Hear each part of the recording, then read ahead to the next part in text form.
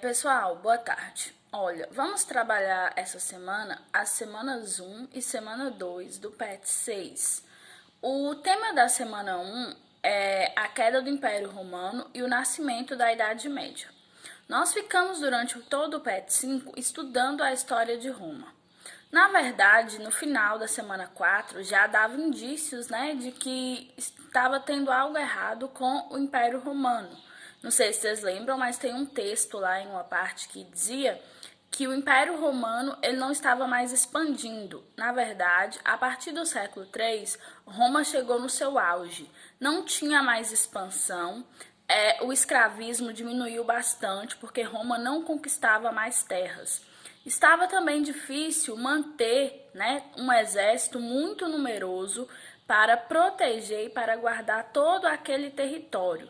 Então começou a ter várias insurreições nesse exército. Os generais, eles começaram a trair os imperadores, Houve vários assassinatos durante aquele período. Cerca de 25 imperadores foram assassinados, porque os militares eles deviam obediência aos generais. Já os generais estavam obedecendo aos seus próprios interesses. Junta-se a toda essa crise a questão das invasões bárbaras. Quem eram os bárbaros? Os bárbaros eram os povos que os romanos julgavam inferiores. Eram todos aqueles povos que rodeavam aquela região, que falavam grego, não falavam latim, não eram cristãos e não obedeciam às leis romanas, nem estavam sob domínio de Roma. Esses bárbaros eram uma infinidade de povos que nós podemos destacar: os godos, os ostrogodos, os vikings, os lombardos, os germanos, os francos. Então, era uma série de povos e todos eles tentavam de alguma forma chegar ao Império Romano. As invasões com maior sucesso se deu por volta do ano 406 depois de Cristo, E a partir daí várias invasões foram ocorrendo. O Império Romano ele foi se fragmentando, se desfacelando. Nós já estudamos no PET 5, na semana 4, que inclusive o Império Romano foi dividido entre Império Romano do Ocidente e Império Romano do Oriente, cuja capital era Constantinopla.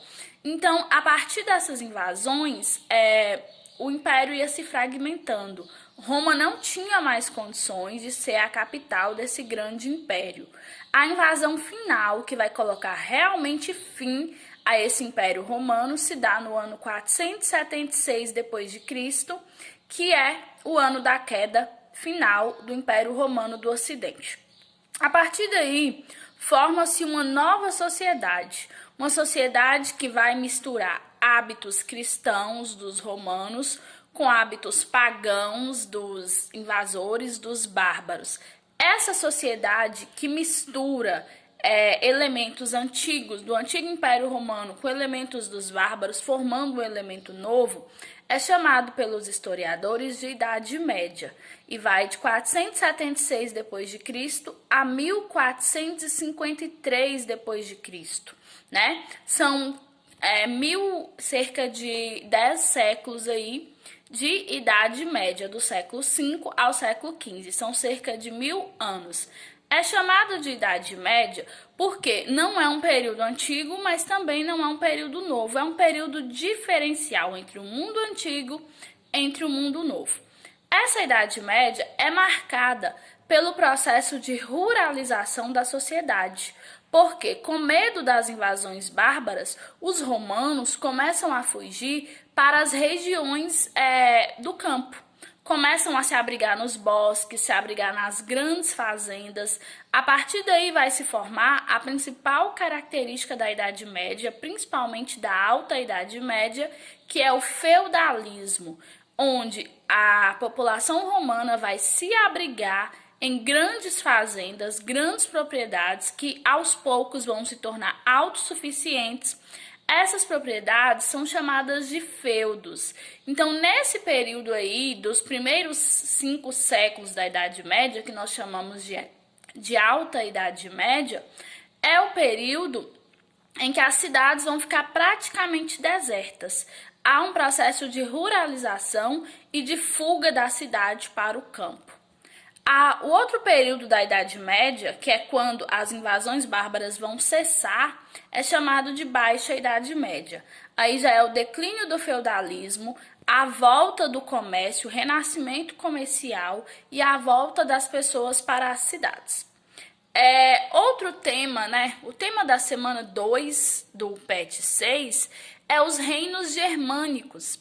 Esses reinos germânicos, eles vão se estabelecer em Roma, né? A partir aí dessas invasões dos bárbaros. São reinos independentes que não têm um único governo porque têm características muito diferenciadas.